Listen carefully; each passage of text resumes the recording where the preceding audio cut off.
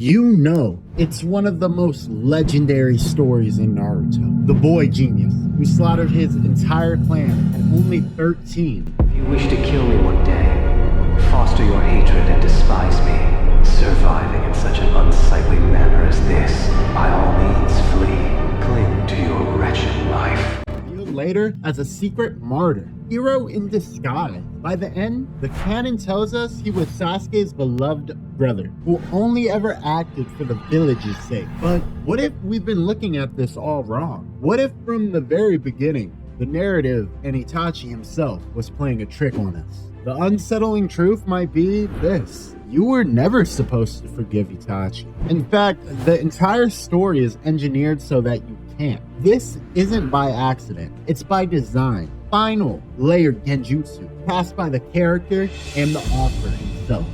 Let's peel back the legend. We'll explore the horrifying morality of his choices, dissect the terrifying intelligence of his schemes, and survey the near divine power that made it all possible. And through it all, we'll sit with a deliberately uncomfortable question. What if the point was never to offer us cathartic forgiveness, but to leave us permanently unsettled? The twisted calculus of a child soldier. Itachi's early life reads like a recipe for trauma. A child exposed to the raw aftermath of war. He vowed to become the strongest ninja, not to conquer, but to end conflict. But noble intentions curdle in the dark when his own Uchiha clan, marginalized and bitter, began planning a coup d'etat. They'd want even more. Itachi, a 12-year-old agent, was thrusted into an impossible situation. The village elders, especially Danzo, presented him with a nightmarish ultimatum: kill your clan or let them spark a civil war that would devastate Konoha. At 13, he made his choice.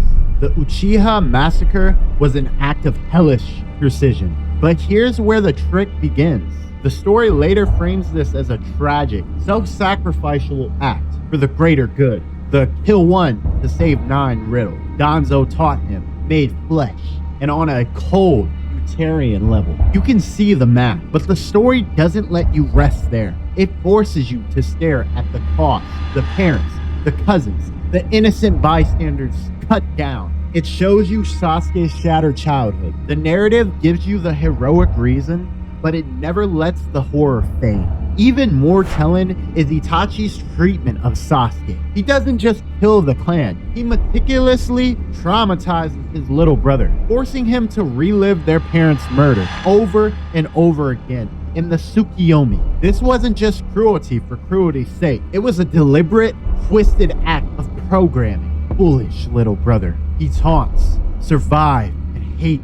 Itachi wasn't just becoming a villain, he was casting himself as the ultimate villain in Sasuke's story. His goal wasn't to be understood or forgiven. It was to be the perfect object of hatred, the fuel for Sasuke's growth. And in his final moments, the trick reaches its peak. Dying, he doesn't offer a grand justification. He taps Sasuke's forehead and says, "I will love you always."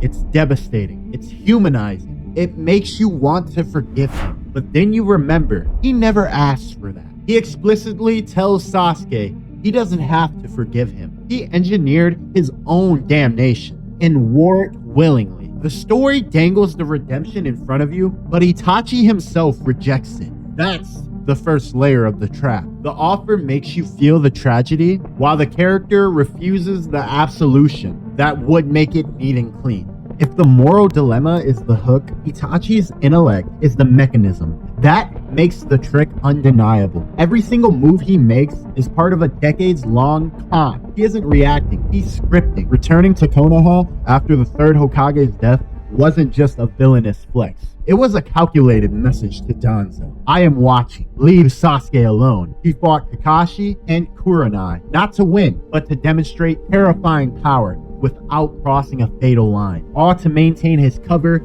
and his leverage. This is a mind playing 4D chess, while everyone else is playing 2D checkers. His entire relationship with Sasuke is a meticulously crafted narrative. He allowed Sasuke to improve, to burn through Orochimaru's techniques, all while planting traps like the Amaterasu in his eye. He planted a crow inside of Naruto, programmed with Kotoa Matsukame, a genjutsu, to overwrite Sasuke's will if he ever threatened the village. Think about that level of foresight and mistrust that requires. He was manipulating events from beyond the grave, treating his own death as just another move on the board. And when he's reanimated in the war, the puppet master gets to see his plan to its conclusion. Free from Kabuto's control by his own pre-planned crow, he doesn't hesitate. He immediately deploys Izanami, a reality looping genjutsu, to trap Kabuto. He doesn't do it out of rage, but as the perfect final solution to a problem he anticipated. Even in death, he's the smartest person in the room. The brilliant layered manipulation is the key to the trick. Itachi is so intelligent, so in control of every variable, that his choice to become the villain cannot be written off as a mistake or a desperate act. It was a cold, strategic decision. The story shows you a genius who could have found another way, making his selection of the darkest path all the more deliberate. His moral choices and his intellect are framed by a very simple, terrifying fact. Itachi was powerful enough to have done practically anything else. He wasn't forced into a corner by weakness. He was a prodigy from the start, top of his class at 7, a Chunin at 10, and an Anbu captain at 13. His basic skills were flawless, but his true terror lay in his Mangekyo Sharingan and its divine techniques, the mind-shattering Tsukiyomi, the inextinguishable black flames of Amaterasu, and the invincible Susanoo, armored with the spirit-sealing Totsuka blade and all-deflecting Yadabi. His track record is a list of dominant victories. He humiliated Orochimaru twice. He dismantled Deidara without breaking a sweat in his first appearance. He neutralized Kakashi, Kurenai, and Asuma as a casual warning. Even his final loss to Sasuke was, by all the evidence, a scripted conclusion. He was dying half-blind, and yet still controlled the pace and the outcome of that battle, dying exactly when and how he chose. The story constantly reminds you this was not a man with no options. This was perhaps the most capable shinobi of his generation. He could have fought Danzo. He could have tried to expose the conspiracy. He could have taken Sasuke and ran. The power he possessed makes the massacre not a tragic necessity born of weakness, but a conscious, deliberate selection from a menu of terrible choices. It forces you to ask, if he was this powerful, this smart, was the slaughter really the only way? Or was it just the way that fits his own devastating, self-sacrificial narrative? So, where does this leave us?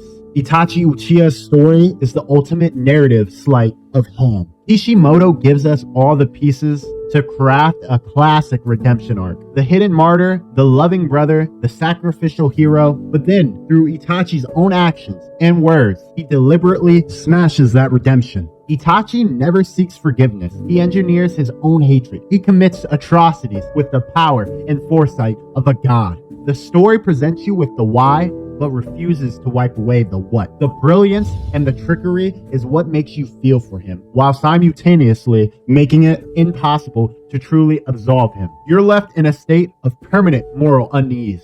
That's the point. Forgiving Itachi would be a release, a closure, but he and the story deny you that release.